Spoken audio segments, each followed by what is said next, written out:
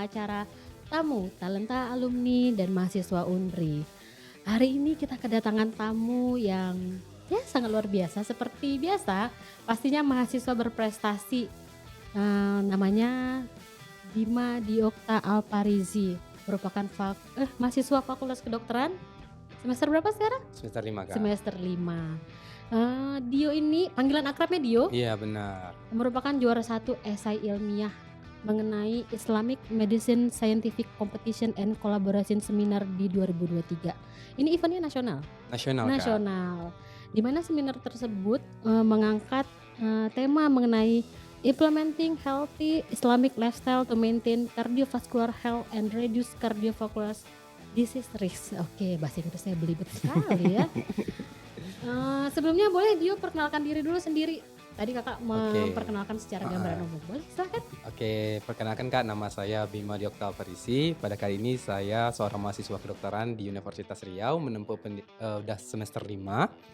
Dan kemudian saya berasal dari Bangkinang, orang Kampar. Masih dekat tetangga Iya, ya, tetangga.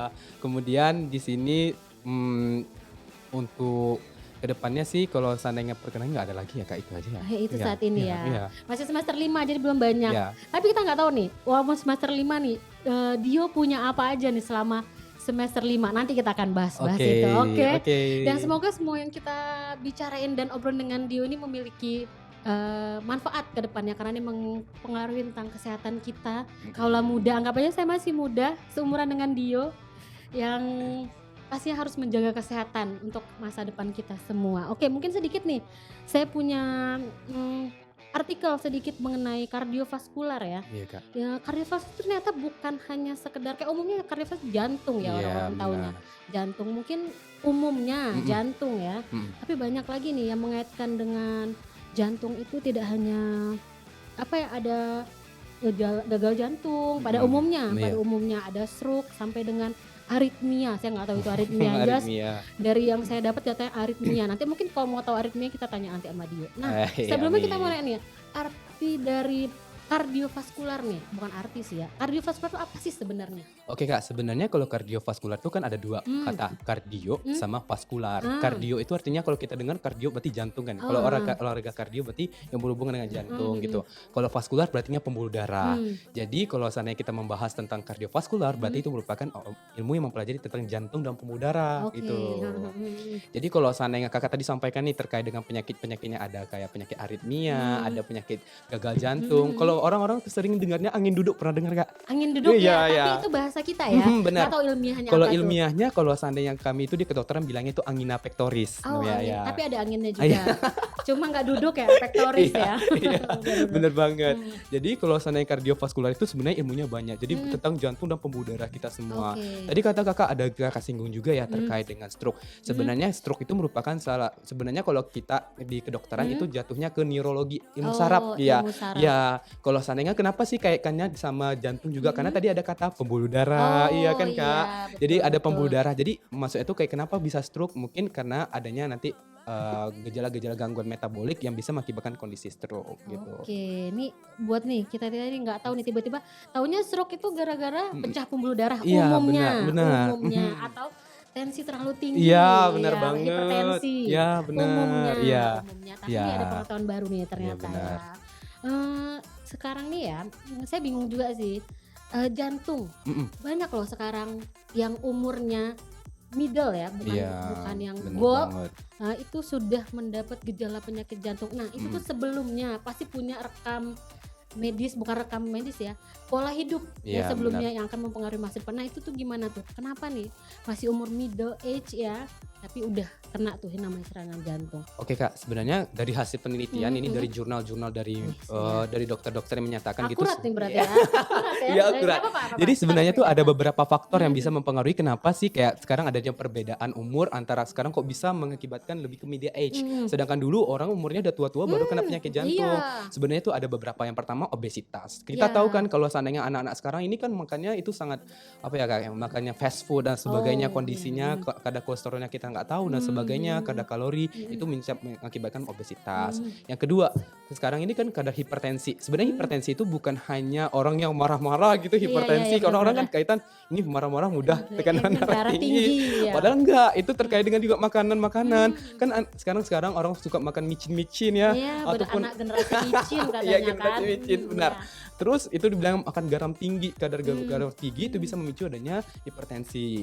Ketiga, sekarang kita kan tahu juga ya mahasiswa ataupun dan sebagainya dia tuh kan salah tepat ya Kak kalau seandainya dalam kondisi stres dia merokok dan sebagainya. Kondisi merokok juga bukan mengakibatkan kondisi jantung juga tapi semua organ tubuh akan mempengaruhi. Ya benar.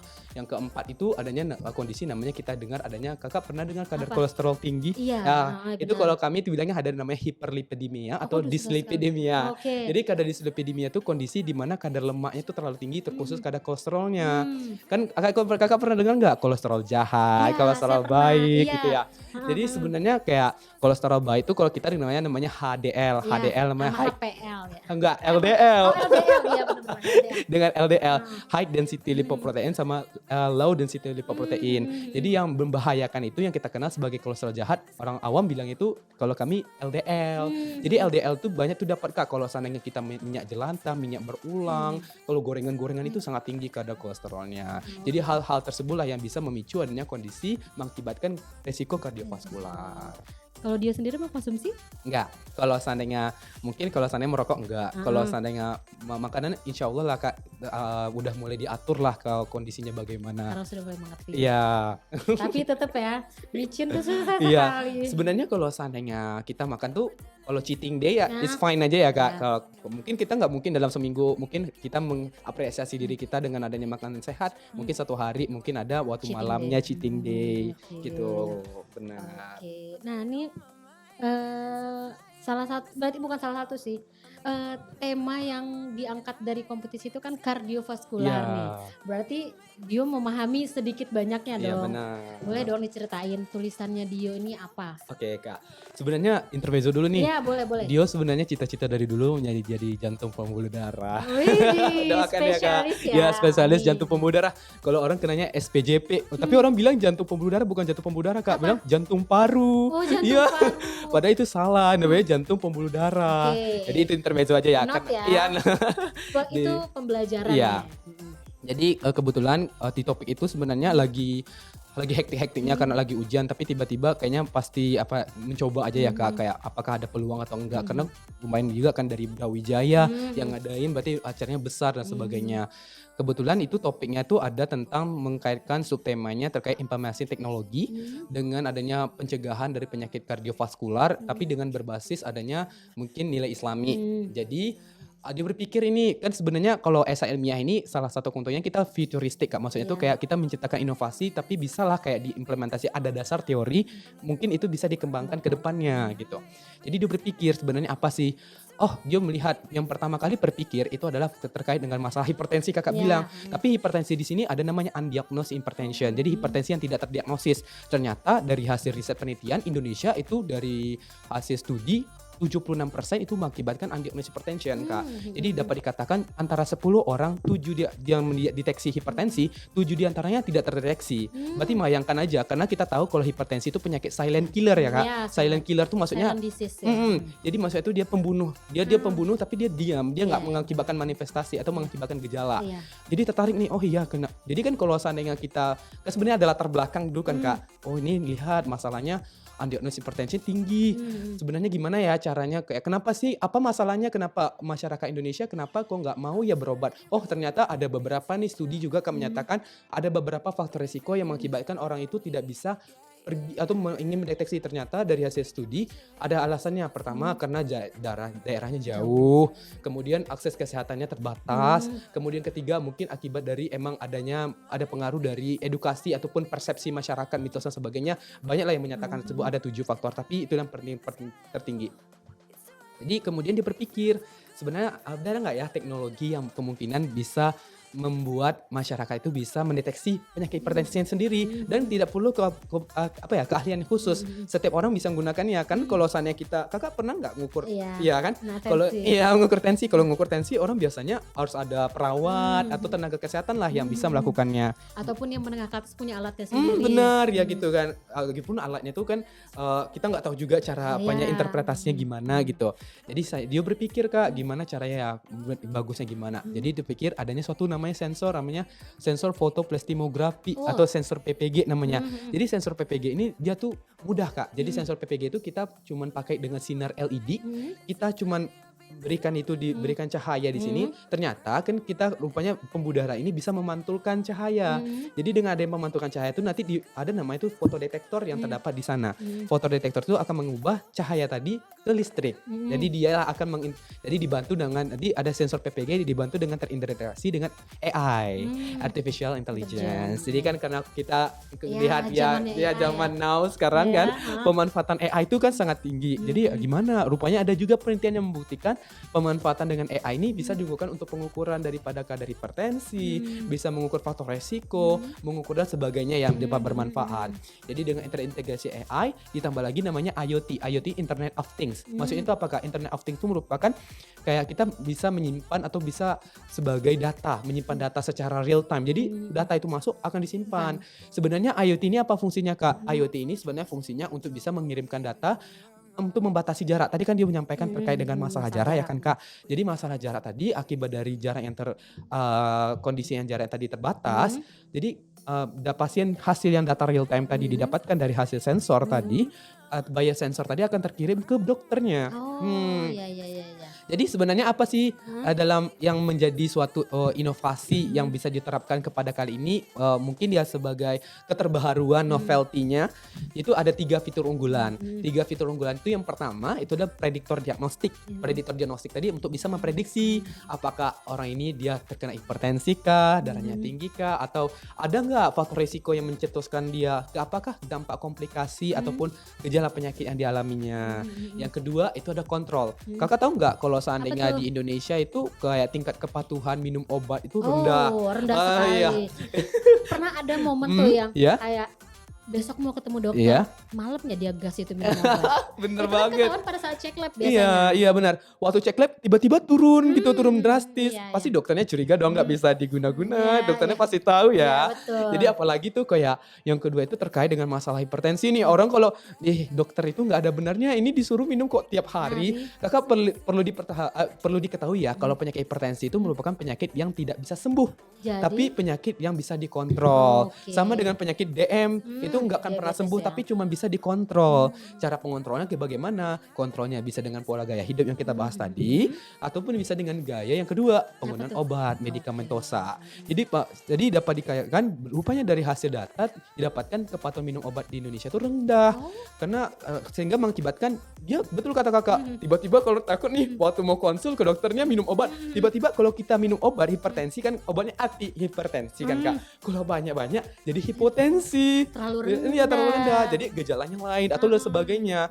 Jadi mengakibatkan kondisi tersebut dokternya ini tidak terkontrol karena kita Kak kalau seandainya kita cek tekanan darah itu bisa berubah-ubah. Berubah-ubah. Sejam kemudian bisa berubah karena faktor yang mengakibatkan perubahan tekanan darah itu sangat banyak gitu. Betul.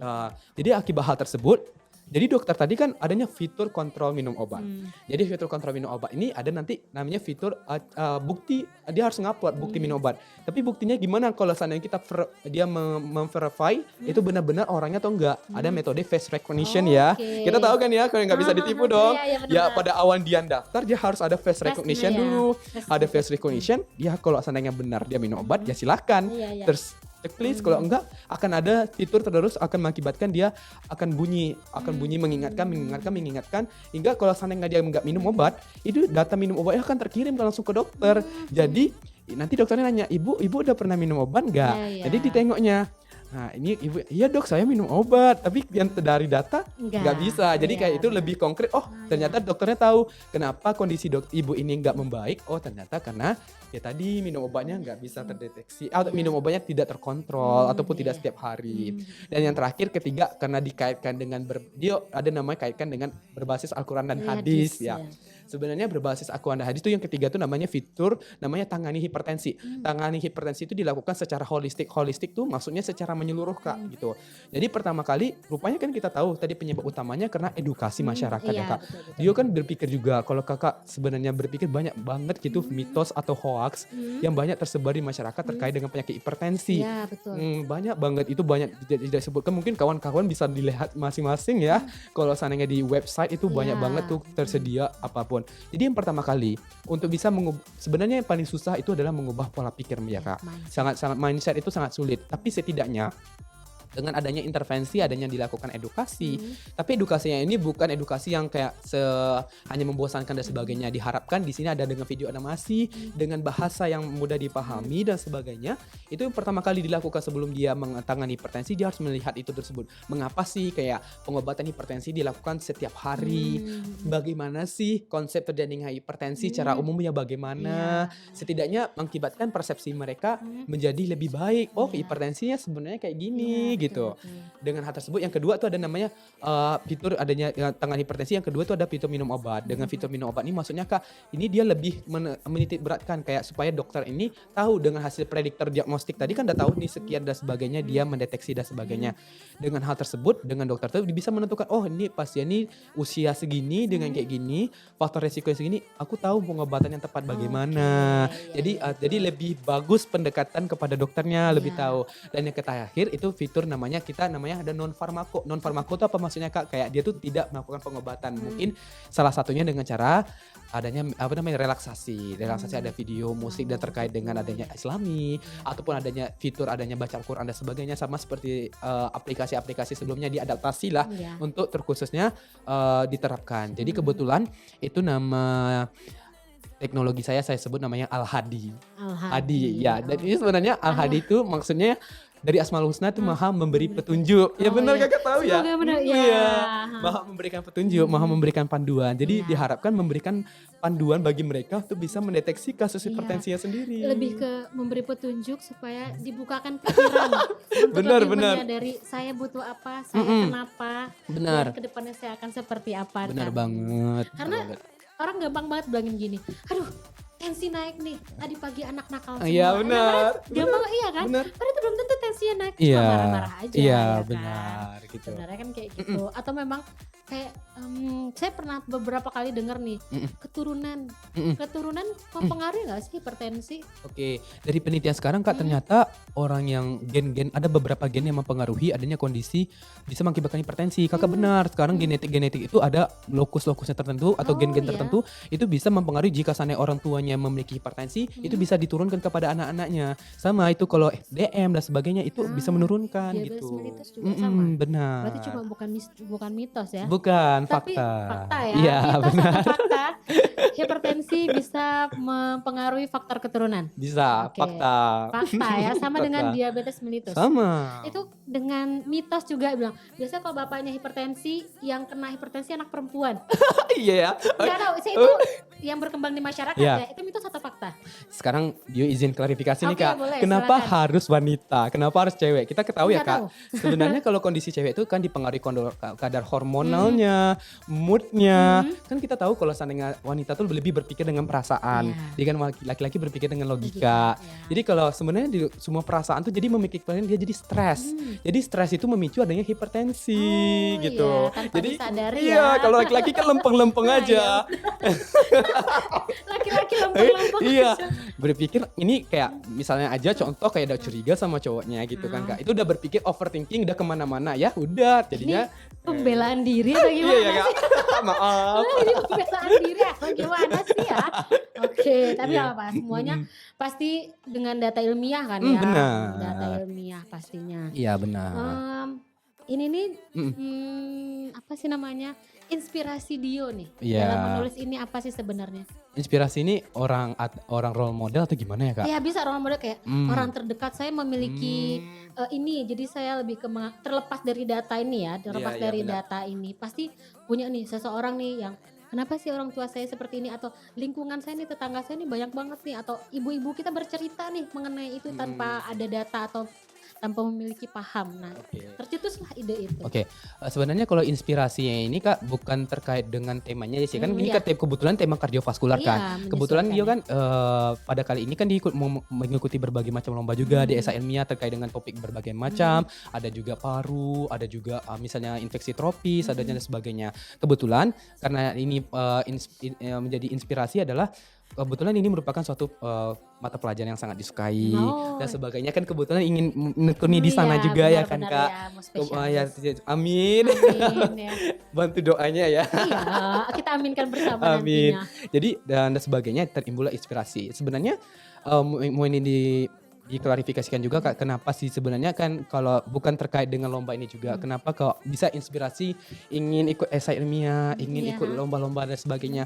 Itu sebenarnya kayak FOMO sih Kak, kayak lihat ikut-ikutan aja. iya, kayak Tapi kok berprestasi sih iya. walaupun FOMO? Sebenarnya enggak ya Kak, kalau orang lihat luarnya kan hasilnya aja, Iya. kan banyak kegagalan dulu dan Oh iya. sebagainya. Oke, nanti kita Mmm, bahas nih mengenai ini nih ya. iya iya Oke, iya. dibuka nih Iya. ceritanya.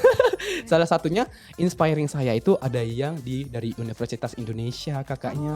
Oh Dia iya. kakaknya itu Mapres, dia Mmm, Mapres nasional dan sebagainya, mhm, kayak mau motivasi sangat luar biasa ya, pemikirannya kritis dan mhm, sebagainya. Rupanya saya mempelajari gitu, kayak kalau di kampus aja itu cuma orangnya itu-itu aja. betul. Ternyata kalau seandainya di luar kita bisa mengenai orang lain, pola mindset-nya berbeda-beda Kak, Iya, gitu. Memang sangat critical thinking, mmm, sangat kita tuh kayak aku masih segini loh, gitu kecil, kecil betul dia. banget, Jadi kecil emang banget. tidak merasa dia ingin itulah Kak yang sangat Mmm, ditakutkan, jangan pernah sombong gitu. Karena mhm, yang di luar tuh emang sangat-sangat luar biasa gitu. Itu mhm. yang membuat inspirasi bagi dia ingin mencoba, mencoba dan mencoba gitu. Oke. Tapi ini tulisan yang keberapa nih? Ah, keberapa ya? Yang dilombakan ya, yang Mmm, dilombakan. Kalau tulisan sendiri mah iya, banyak pasti kan yang ya disimpan ke-8. untuk diajukan menuju karya ilmiah. Iya, kan lombanya kan sebenarnya setiap universitas tuh ngadainnya berbeda-beda kan, Mhm, Kak. Ini mungkin ke-9 atau ke-8 atau mhm. ke-10 Tapi gitulah. berprestasi?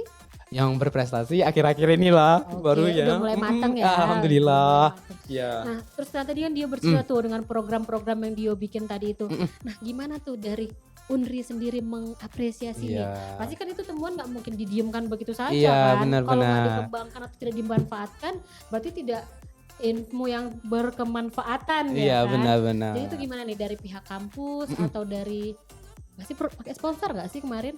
Sebenarnya sponsor nggak ada sih Kak, tapi Pribadi? kalau seandainya di kampus Dio di Fakultas Kedokteran Mhm. sebenarnya tuh mengucapkan terima kasih Mmm, banyak gitu. mhm, Karena di FK itu sangat-sangat mendukung mhm, para mahasiswanya tuh untuk bisa ikut berlomba. Dengan mhm, cara apa Kak? Yang pertama, di setiap kami ikut lomba itu akan disediakan dosen pembimbing. Jadi iya, para mahasiswa itu mmm, boleh memilih dosen siapa yang relevan menurut dia untuk bisa mengembangkan karya tulis. mhm, Jadi itu sangat dipermudah, sangat kebetulan itu dari Dokter Odi, terima kasih banyak gitu ya. Dari mhm. Wadek 3 kami Iya, itu terima sangat-sangat kasih loh iya, dokter terima kasih ya. banyak dokter. Jadi sangat memberikan kami kemudahan untuk Mhm, bisa jadi dengan ada dosen pembimbingnya itu sangat kolaboratif, walaupun kita tahu kan Kak, dosen mhm, itu waktunya sangat mepet dan sebagainya, tapi beliau meluangkan waktunya untuk bisa mengkoreksi karya tulis kami dan mhm, sebagainya. Dan kemudian yang kedua, dari pihak kampus itu mhm, memberikan dana mhm, bagi kami untuk mhm. bisa pergi ke sana. Iya, Itu sangat luar biasa sih Kak. mhm, Tanpa ada kampus dari dia kan nggak bayang kalau mhm, seandainya dia nggak diterima FK Unri atau di FK lain dan sebagainya, mhm, dia sangat bersyukur di FK Unri. mhm, mhm, mhm. Kakak bayangkan dalam tahun Iya, ini dia bisa kemana-mana, mmm, ke Yogyakarta, oh ke iya, Surabaya, ke Malang, heeh ke heeh, Jakarta. Itu karena dari Fakultas Kedokteran Universitas Riau, tentunya dari Unrinya. mmm, Jadi itu mhm, sangat bersyukur, mereka tuh sangat mengapresiasi. Silakan kamu berprestasi, silakan kamu mencoba. mhm, Menang atau enggak saya udah masuk, yang penting tanda kutip kami udah masuk final ya mhm, Kak. mhm, mhm. Menang atau enggak kami sangat bangga dengan kamu, silakan berkompetisi. Itu Oke, sangat-sangat membahagiakan bagi kami karena dia kan ikut lomba kan ini kebutuhan sendiri. mhm, Ada juga ikut lomba yang per tim dan sebagainya. mmm, Kami sangat sangat diapresiasi, sangat-sangat diapresiasi. disuportif. Itu moga-moga ke depannya tahun depan moga-moga biayanya makin banyak. Banyak. Jadi pun pengembangannya pun Ya lebih bener. ini ya, Mmm, karena kan iya. pasti hasil penelitian kan, Iya. penelitian nggak cuma ujuk-ujuk nulis Iya. doang, pasti ada yang kita korbankan Iya gitu. benar, pikiran, waktu Iya, dan betul sebagainya. sekali. Tapi Mhm. ini yang Dio bikin ini gimana nih dari pihak kampusnya, akan diapakan nih produk Dio ini? Sebenarnya kan Kak, kalau seandainya lomba ini kan terkait dengan SIM ya, Mhm, sebenarnya jumlah dananya itu emang lebih besar ya. Sebenarnya ini hanya berupa gagasan kegagasan tertulis gitu. Kalau seandainya ini merupakan inovasi terdepan untuk bisa diterapkan. Ini bukan hanya di luar lingkup fakultas, tapi hanya bisa diterapkan ke depannya di Indonesia. Kalau seandainya Kakak sampaikan tadi itu mungkin kayak lebih ke pekan kreativitas mahasiswa, ya kayak gitu ya. Kayak pekan kreativitas mahasiswa atau seperti adanya kayak adanya kan program-program dari Undri juga yang menyatakan tersebut untuk buat produk. Ya itu dia harus diterapkan. Tapi kalau kayak kita memikirkan SIMI dan sebagainya, pokoknya ini ada landasan teori nih yang mendasari dan ternyata ini ada relevan dengan penelitian, urgensinya ada ini bisa diterapkan. Diharapkan kedepannya ini jadi solusi kita. Dan semoga yang ditulis ini bisa dikembangkan dengan orang-orang yang lebih berkompeten. Benar ya, lebih hebat bisa lah, diadaptasi ya mungkin oleh dokter-dokter lainnya. Benar, boleh banget. Terkadang tulisan yang sederhana bisa menjadi besar efeknya kalau dipegang sama orang ahli. Iya benar, apalagi dengan orang ahlinya. Iya benar banget Kak. benar. Nah kedepannya mau ngapain nih Dio? Sebenarnya kedepannya sih Kak, lagi sebenarnya dalam fase ini mungkin 2 minggu kemarin itu ada lomba-lomba juga. Mungkin lagi ingin istirahat bentar gitu. Istirahat Tapi bernafas dulu tapi kayak FOMO gitu Kak, nengok orang lebih FOMO ya? FOMO. Iya kayak orang tuh lebih hebat gitu. Kenapa sih ya orang berprestasi? Kayak aku kenapa sih kayak main-main? Sebenarnya itu kan jahat juga ya Kak. Kita bagi kawan-kawan juga semua itu sebenarnya jahat juga ya. Tapi kalau FOMO untuk prestasi nggak apa-apa loh. Iya. Kalau FOMO untuk menimbulkan atau menciptakan hasil karya nggak apa-apa itu kayak FOMO. Jadi moga-moga ya Kak bantu doanya. Kebetulan kan tahun kemarin itu kan dari kebetulan kan Mapres tahun ini itu dari FK ya Kak. Dari FK. Moga-moga tahun depan saya yang bisa dari FK lagi. Cita-citanya Mapres. Amin. Ya ampun. Pengen selain berprestasi di perkuliahan pengen organisasi juga. Kebetulan saya ketua organisasi Kak. Dia kalau siapa nih? Namanya itu adanya kami kalau ketuanya itu disebut sebagai presiden Kak. Presiden direktur kebetulan itu di Mediskus atau Medical Scientific House. Jadi itu merupakan salah satu organisasi di FK yang bergerak di bidang lembaga ilmiah. Jadi itulah kenapa dia bisa pergi kemana, bisa mengetahui dan sebagainya karena di Mediskus itu. Mediskus itulah salah satu tempat bagi UKM kami di unit kegiatan mahasiswa yang sangat berfokus, sangat menekankan di bidang keilmiahan. Jadi di situ ada 4 bidang Kak, ada riset, penelitian, ada language, jadi Kakak debat-debat sebagainya, ada competition. Jadi di FK itu bukan hanya orangnya kerjanya belajar dan sebagainya Kak, ada kompetisi-kompetisi kayak namanya fisiologi, adanya anatomi dan sebagainya itu sangat di apa juga, dan ada juga HRD, Human Resources Development gitu. Jadi salah satu itulah UKM yang bergerak di bidang keilmiahan, yang bergerak untuk bisa meningkatkan prestasi. Alhamdulillah di sini banyak peningkatan di FK yang sangat membuat prestasi-prestasi yang sangat membanggakan. Moga-moga kedepannya adik-adik yang bawah kami bisa menerapkan hal tersebut supaya prestasi bukan di FK aja, jadi ini prestasi bagi Undri juga. Oke, amin ya. Cuma mungkin sekarang informasi lebih cepat ya. Iya benar. Jadi teman-teman pun lebih cepat untuk mengembangkan potensi-potensi benar dirinya. Banget. Jadi memang era informasi ini sangat bermanfaat nih buat teman-teman kaum kalian ini ya, kaum Gen Z ini ya. Iya benar. Oke, mungkin nih terakhir nih dari kita udah berapa lama? Udah 4 hari 4 malam kita di sini. Ya Allah. Iya. Gak terasa ya obrolannya seru. Terakhir nih, mungkin saran ataupun boleh mengkritik nih pola hidup dari teman-teman seumuran Dio ataupun yang lebih tua umurnya mengenai pola hidup ataupun menjaga kesehatan. Oke. Sebelumnya Kak, Dio izin memotivasi nih bagi kawan-kawan. Sebelumnya badan Dio nggak seperti ini lah Kak. Gimana? Ya, waktu SMA dan sebagainya itu Dio dalam kondisi obesitas gitu. Ya, berapa kilo? Sebenarnya berapa ya? 78-80. Tapi masih SMA gitu dan sebagainya. Jadi itu tergolong masih obesitas. Jadi sebenarnya kita tuh berpikir, jangan kita hanya berpikir kalau yang paling penting tuh Kak, kesadaran diri sendiri sih. Kalau seandainya kita hanya dari orang lain, lebih tepatnya itu motivasi internal. Kalau sebenarnya lebih banyak, kalau teori-teori menyatakan kalau seandainya orang mempunyai motivasi internal itu lebih tinggi dibandingkan motivasi eksternal. Jadi yang paling penting itu apa sih sebenarnya, kenapa sih kita harus hidup sehat? Cari alasan terutama terlebih dahulu kenapa ingin hidup sehat. Yang paling penting ya tentang keluarga kita bisa hidup sehat, bisa mencegah dari berbagai macam penyakit dan sebagainya. Yang paling penting kita bisa hidup bahagia, kayak senang dan sebagainya gitu ya Kak. Jadi sebenarnya juga bisa juga mengkritik karena itu merupakan salah satu kebiasaan mereka. Tapi kalau seandainya ingin memberikan saran itu sangat boleh. Silakan. Sarannya itu udah kita berpikir aja karena hidup kita bukan sekarang ya Kak.